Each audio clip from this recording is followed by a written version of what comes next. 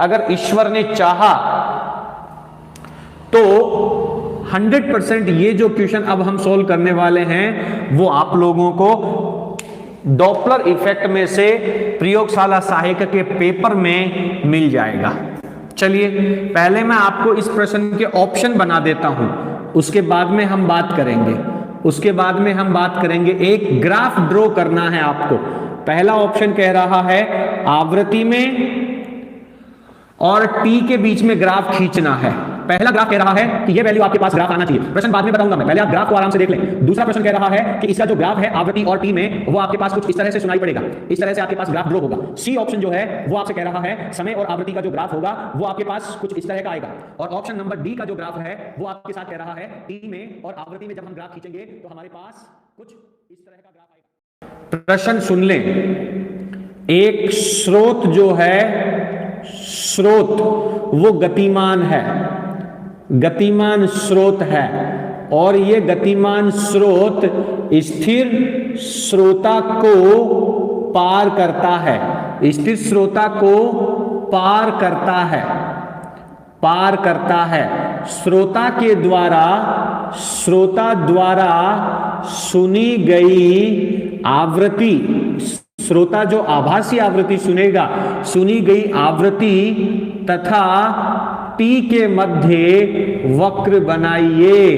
T के मध्य वक्र क्या होगा? बड़े इजी तरीके से आप इस प्रश्न को समझ लें। बहुत महत्वपूर्ण इंपॉर्टेंट प्रश्न है। मैं ये मान करके चलता हूं कि डॉपलर इफेक्ट में सबसे महत्वपूर्ण प्रश्न ही यही है, क्योंकि बाकी सारे फॉर्मूलों के ऊपर बेस्ड हैं। ये सवाल थोड़ा सा तुम्हें कंफ्यूज कर सकता है, लेकिन एक बार आंसर याद हो गया, पढ़ लिया, तो उसके बाद तो दिक्कत ही नहीं रहेगी। आप सब लोग क्या मुझे कंफर्म करें, प्रश्न आपको समझ में आ गया क्या? ऑप्शन आपको दिखाई दे रहे हैं? सबसे पहले तो मैं आप सभी के आंसर लेना चाहूंगा, उसके बाद में हम इस प्रश्न को डिस्कशन करेंगे। चलिए बोलो बेटा जी, क्या कैलकुलेशन रहेगी, क्या आंसर रहेगा इस प्रश्न कि जब स्रोत पास आता है, श्रोता के पास आ रहा है। चलिए क्या होने वाला है, जब श्रोता के पास आएगा उस समय फ्रीक्वेंसी का फॉर्मूला क्या लगेगा? बता दें, देखें उस समय फ्रीक्वेंसी का फॉर्मूला क्या लगने वाला है। सर जब स्रोत पास आता है उस समय हमें फ्रीक्वेंसी का फॉर्मूला n डैश बराबर Vn upon V minus Vs। Clear करें, जब स्रोत पास आएगा उस समय हमारे पास यह फ्रीक्वेंसी आएगी, यानी स्रोत जब पास आएगा तो फ्रीक्वेंसी हमें बढ़ी हुई प्रतीत होगी, उसकी वास्तविक फ्रीक्वेंसी की तुलना में ज्यादा फ्रीक्वेंसी सुनाई पड़ेगी। एक बात मैं आज आप लोगों को बहुत अच्छे से क्लियर करने वाला हूं, सुनना मेरी बात को बड़े गौर से। ये भाई साहब हम श्रोता हैं, ये भाई साहब हमारे पास एक ट्रेन चल रही है, इस ट्रेन को हम दूर ले लेते हैं, यहां पे ये ट्रेन दूर है, ये एक निश्चित वेलोसिटी Vs से समीप आ रही है।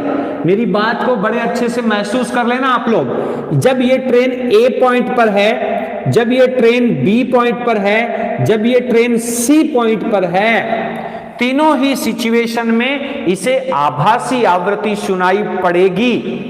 क्या तीनों पॉइंट पर आभासी आवृत्ति समान है या अलग अलग है? पहला प्रश्न मेरा, ए, बी और सी पर आभासी आवृत्ति ज्यादा प्रतीत हो रही है मूल आवृत्ति की तुलना में, क्योंकि इंजन पास आ रहा है, सीटी बजाता हुआ इंजन पास आ रहा है, आभासी आवृत्ति ज्यादा होगी। आप मुझे बताएं ए, बी और सी पॉइंट पर आभासी आवृत्ति सेम है कि अलग अलग है? इस प्रश्न का आंसर दे दिया तो ग्राफ आप टिकाटक लगा देंगे।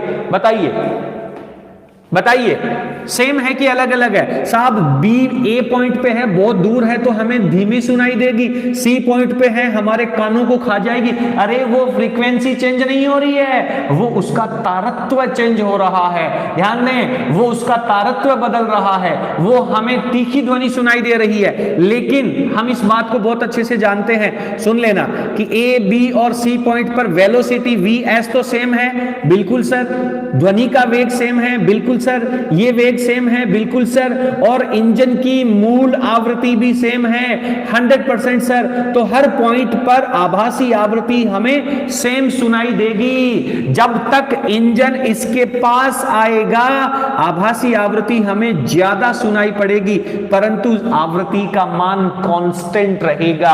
हर पॉइंट पर आवृत्ति कांस्टेंट रहेगी, बिकॉज v कांस्टेंट है, vs कांस्टेंट है, ध्वनि की मूल आवृत्ति कांस्टेंट है। आवृत्ति मूल आवृत्ति से ज्यादा तो होगी पर समय के साथ चेंज नहीं होगी। और जैसे ही ये इंजन हमें पार कर जाएगा, हमसे दूर चला जाएगा, ये अब भी vs वेग से जा रहा है, a पॉइंट पर, b पॉइंट पर और c पॉइंट पर इसका वेग फिक्स है, ध्वनि का वेग फिक्स है, इसकी मूल आवृत्ति फिक्स है। तो अब की बार हमें n डैश का फॉर्मूला मिलेगा sir, vn upon v plus vs। हर एक चीज वैल्यू फिक्स है, केवल निशान बदल गया, बटा में प्लस लगेगा तो n डबल डैश घट जाएगा।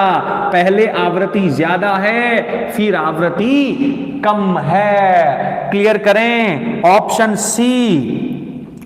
सी इज द राइट आंसर। बहुत महत्वपूर्ण प्रश्न है ये, बड़ा महत्वपूर्ण प्रश्न है, लेकिन ये प्रश्न सेकंडों में चेंज भी हो सकता है, ये प्रश्न चेंज भी हो सकता है। इसका मैं एक ऑप्शन तो मैं और दे देता हूं यहां पर, इसका एक दूसरा ऑप्शन मैं यहां पे लिख करके दे देता हूं, डी ऑप्शन।